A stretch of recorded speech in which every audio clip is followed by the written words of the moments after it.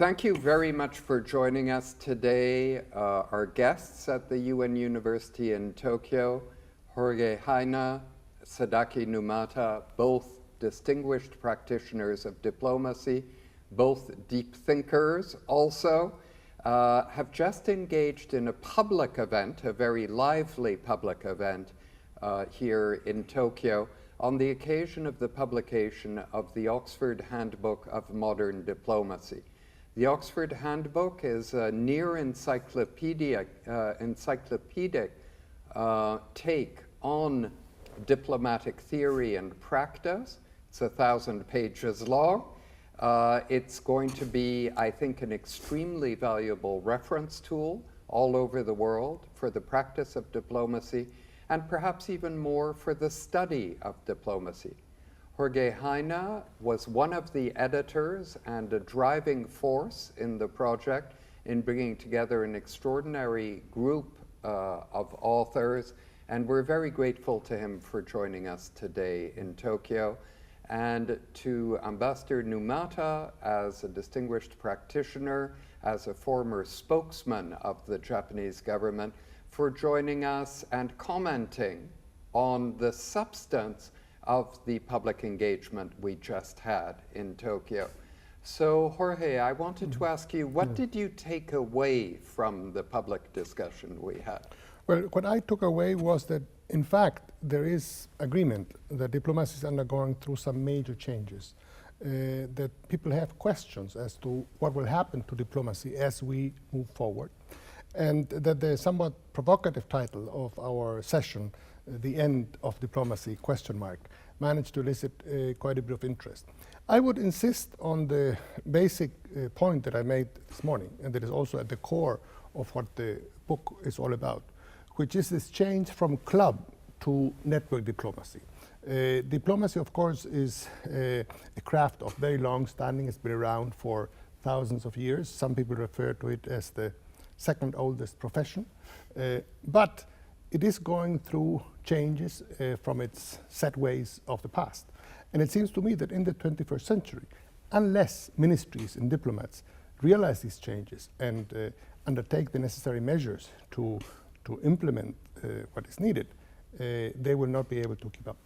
Great. Sadaaki, what did you particularly take away?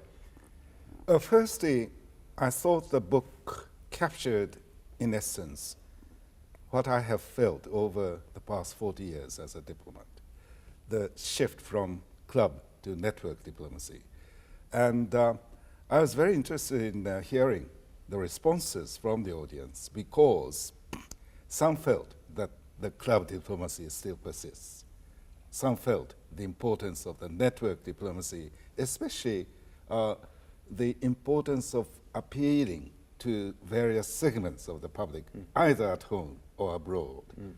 And my particular interest lies in public diplomacy. There was considerable interest in that particular subject, which does continue to pose a challenge to all of us. Great. Now, Jorge, if I can come back to you. Network diplomacy, how would you break that down for an audience? Sure. What I would say is that basically you have two very different types of diplomacy. Club diplomacy is practiced among a few, mostly government officials.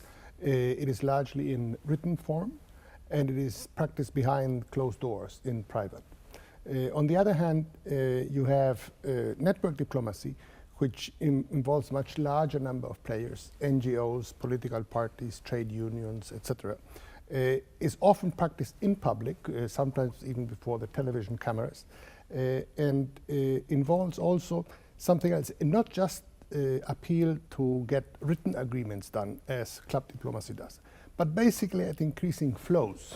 The objective here is to increase trade, to increase FDI, to increase tourism, rather than simply go for the written agreement, which in the end may end up being something on paper, but it doesn't really have any effect on what actually happens.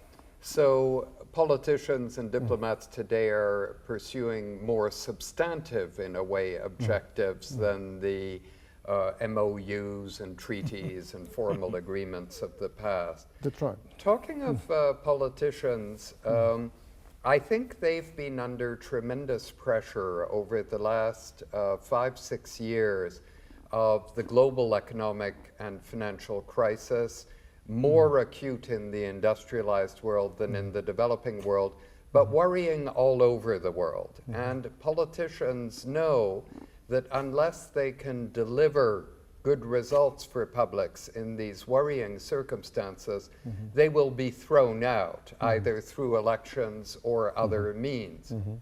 And so many of them have been giving priority to messaging to domestic audiences, often in ways that are offensive, actually, to neighboring countries, other countries, the world community. And this also poses challenges for diplomacy. We see it, for example, within the European Union, where politicians are under tremendous pressure, and the media expect them to have something to say every minute of the day on every topic. And this leads to comments that would probably, if it were a matter of choice, not be made. And so diplomacy in that sense, in tough global circumstances, has become quite difficult for the politicians. The technicians, meanwhile, are not necessarily held in very high opinion by the politicians.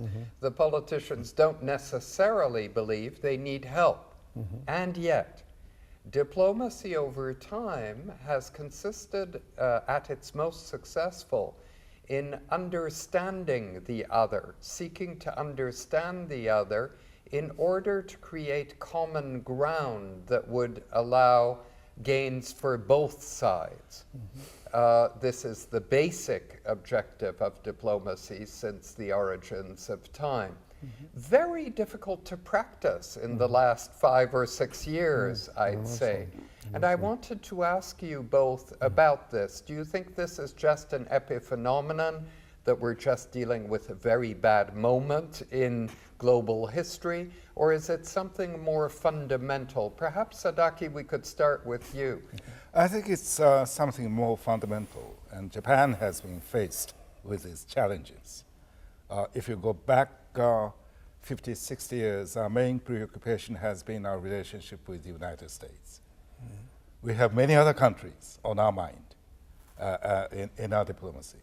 And that has come with globalization. The forum in which we are engaged, it used to be the G7, G8. Now we have G20 and wider forums. And our politicians have to adjust to this reality. Now, one risky factor in all this, you talked about the pressure from home. We have to make sure that you don't give way to nationalistic pressures.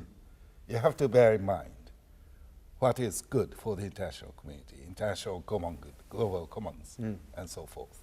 And that is something I think the technicians, the diplomats, foreign ministries, have to brief our politicians about.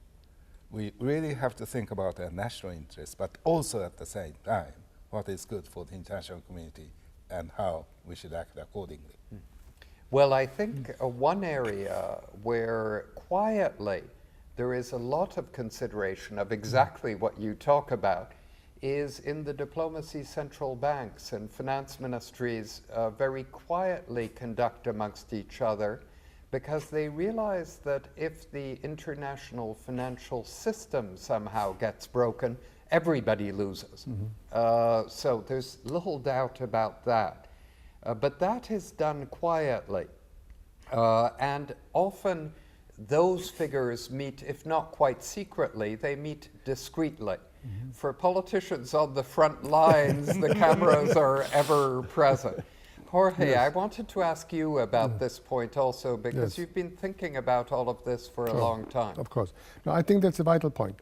But it seems to me one key issue here seems to me that ministries of foreign affairs and diplomats themselves have been a bit to blame for this, because they do not often make clear how significant their role is for economic growth and for prosperity. I mean, in today's world, the way trade is going, FDI, tourism, These, in many economies, not all, but many economies, these are key drivers of economic growth.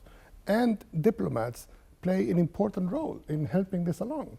And somehow the connection isn't always made. Somehow people see diplomats as, people in striped pants attending cocktail parties who make no difference to the quality of life at home. When in today's world, as you quite rightly pointed out earlier today, economic diplomacy is central.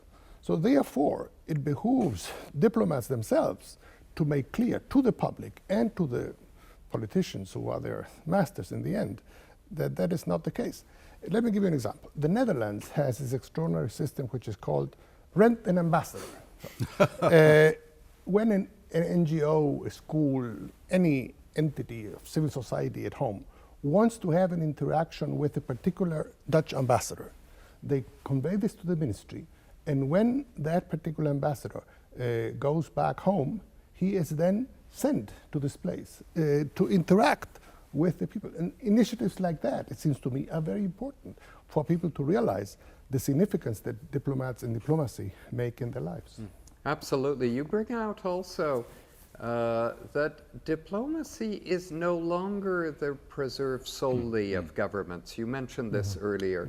And it's not just organized civil society institutions.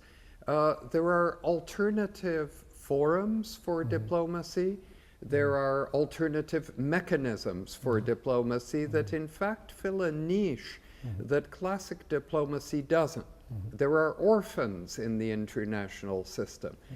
The territory that is seeking independence from an oppressive central government of a country, South Sudan for many decades, for example, it became represented internationally by the efforts of such a non-governmental diplomatic actor, which lobbied quite effectively for it at the United Nations and elsewhere.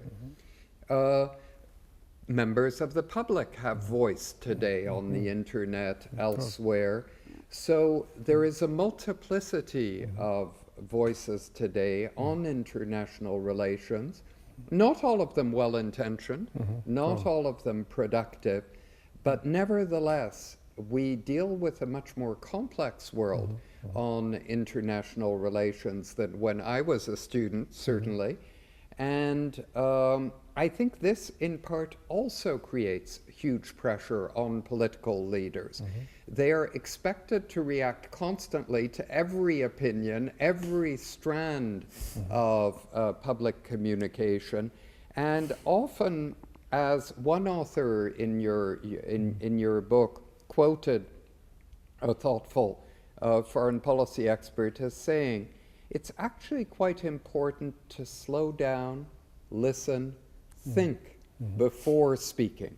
And that's become extremely difficult today. We know that within our families, for example. In the heat of an argument, it's often best to shut up and let some time pass.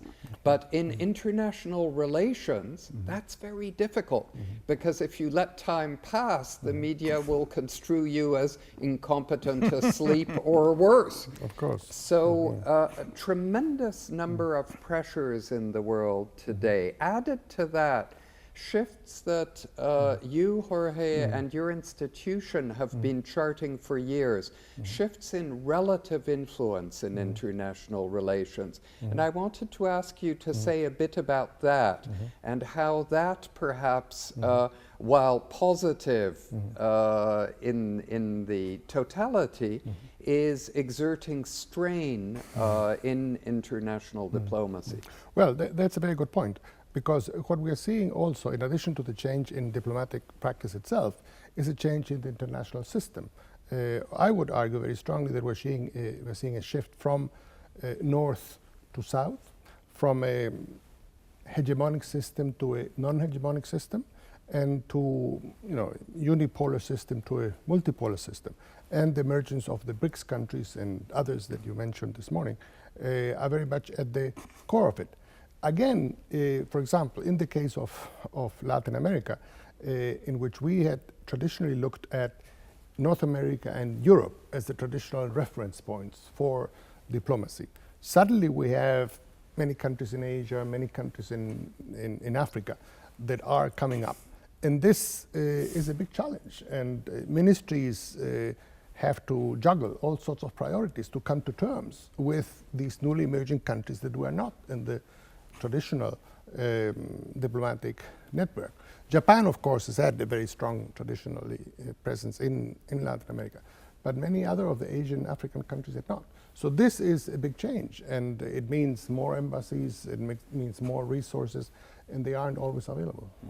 Well, coming from an industrialized country myself, I've noticed that our diplomatic thinking isn't keeping up with change in the world. For example, we tend to believe that the only important meetings are the meetings that our own country attends. And if that country is Canada or Japan or Chile, we attend quite a lot of meetings. But actually, there are many important meetings now we don't attend. And for Canada, that's a rude awakening.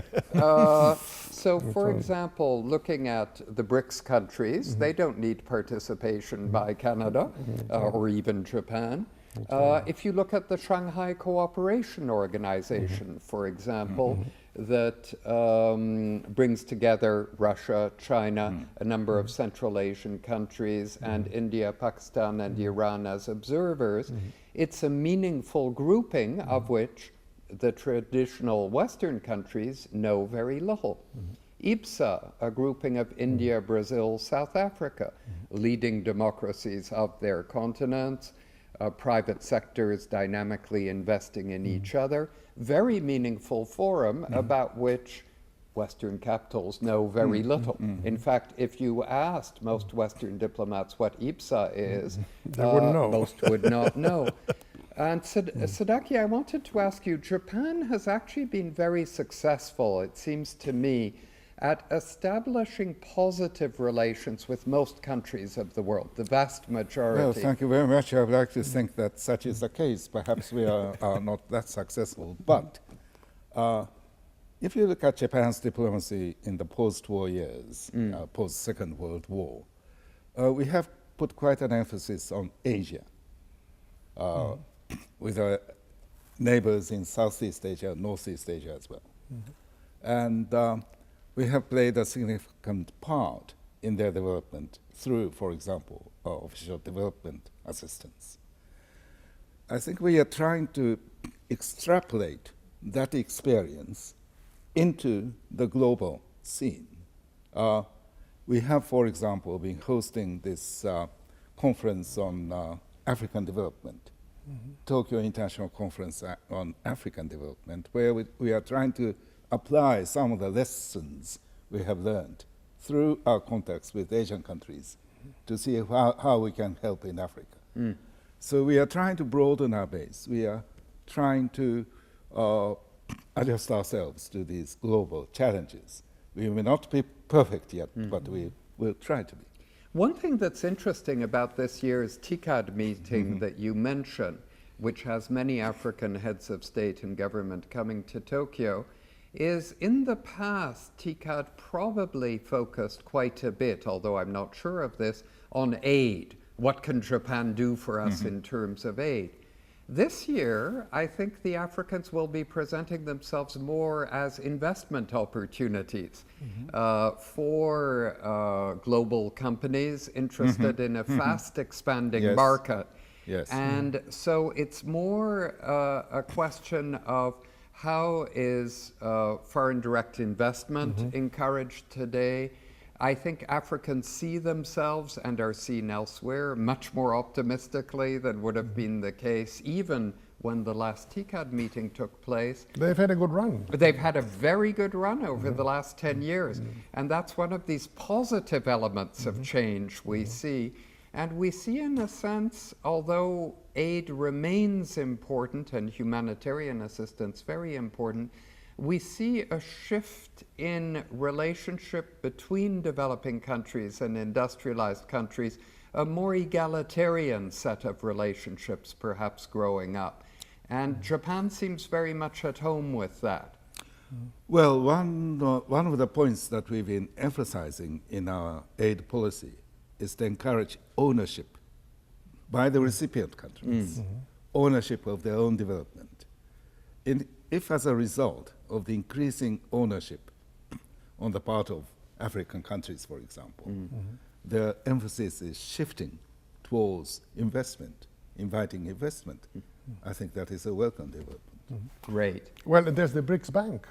That would be something very interesting, that was broached at the Durban meeting of the BRICS countries Absolutely. now in February. That will be a real game changer, it seems to me. It will, if only symbolically, but probably more than symbolically. I would say more than symbolically. Now, parting words from each of you. Jorge, anything you'd like to add at this point? Well, it seems to me that diplomacy is really at a turning point. And if ministries and diplomats realize that network diplomacy is the way of the future, it seems to me that much can be done.